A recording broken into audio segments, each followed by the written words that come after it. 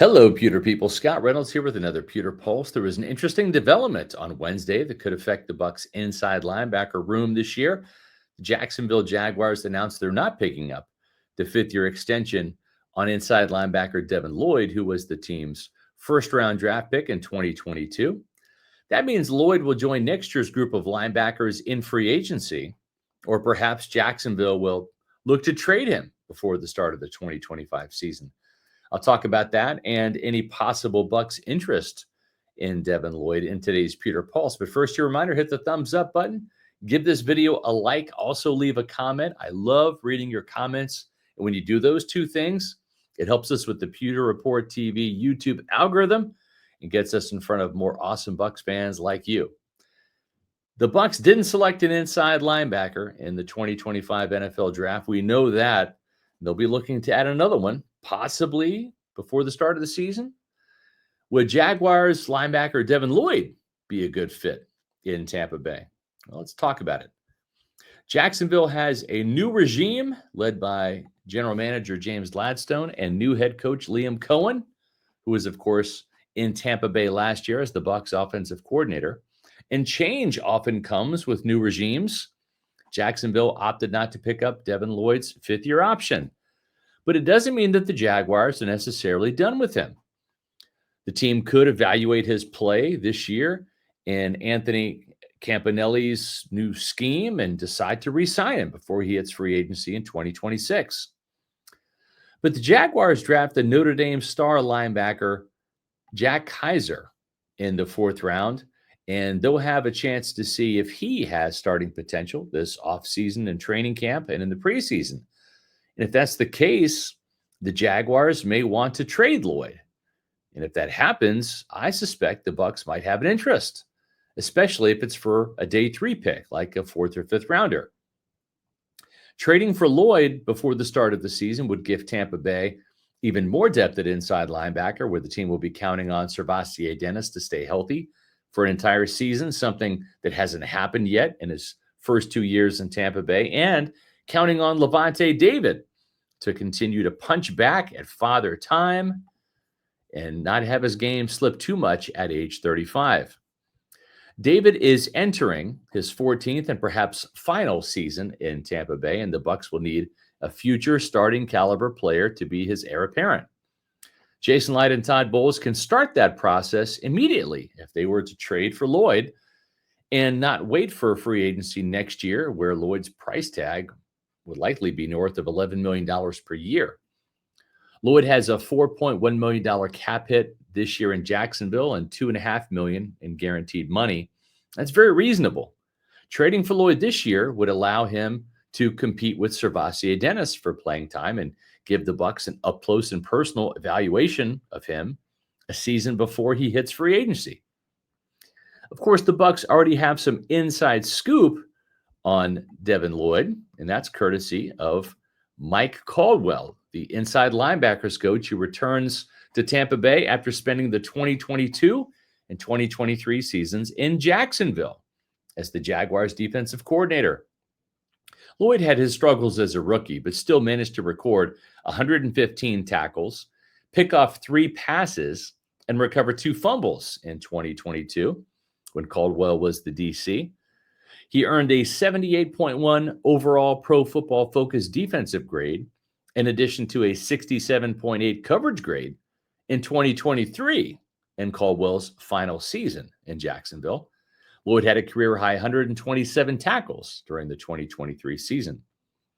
Lloyd had another good year in Jacksonville last season with 113 tackles, even if the scheme didn't necessarily fit his skill set like a T.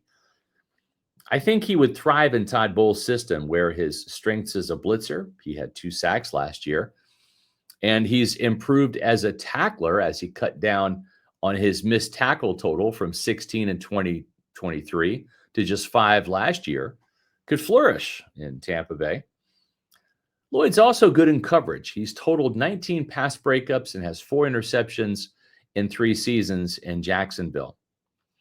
Now, I'm not sure if the Bucs like Devin Lloyd enough to possibly trade for him or even sign him in free agency next year if he's available. Believe it or not, Jason Light does not call me up and ask for my opinion on personnel matters, nor does he share his opinion with me about every player.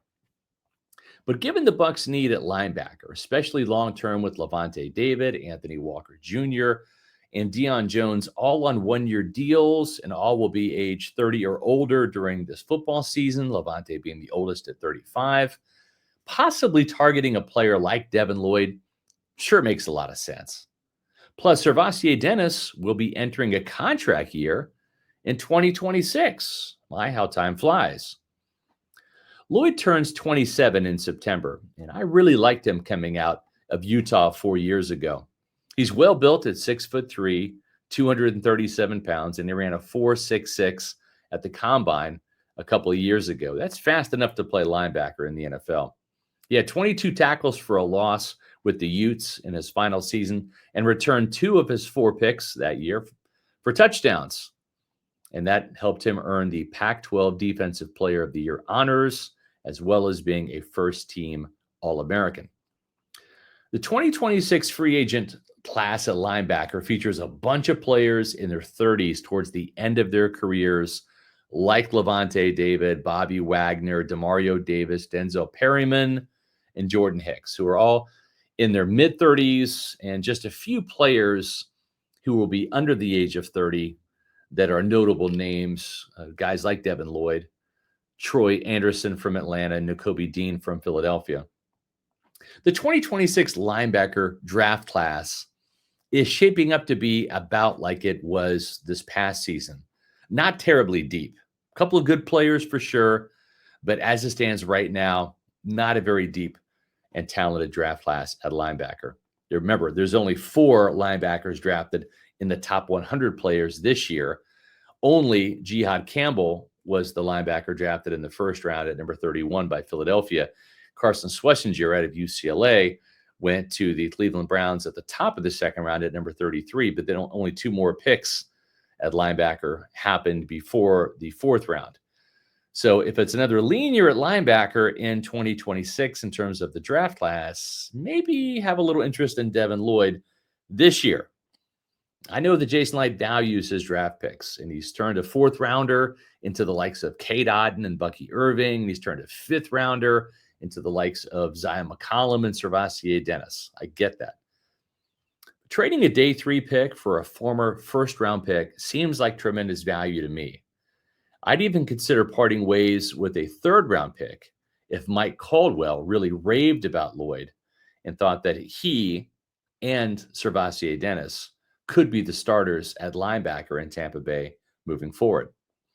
Stay tuned. We'll see what happens.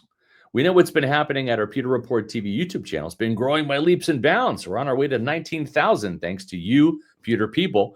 Make sure you hit the subscribe button. Also hit the notifications button. I'll let you know when I come out with a new Pewter Pulse video, or if we go live with our Pewter Report podcast, or any of our great Bucs video content at Pewter Report TV, our YouTube channel. Also, make sure you follow us on X, Facebook, and Instagram at Pewter Report, and visit pewterreport.com for all of the post-draft coverage. We'll have coverage of the Bucs rookie minicamp, as well as the OTAs coming up in May.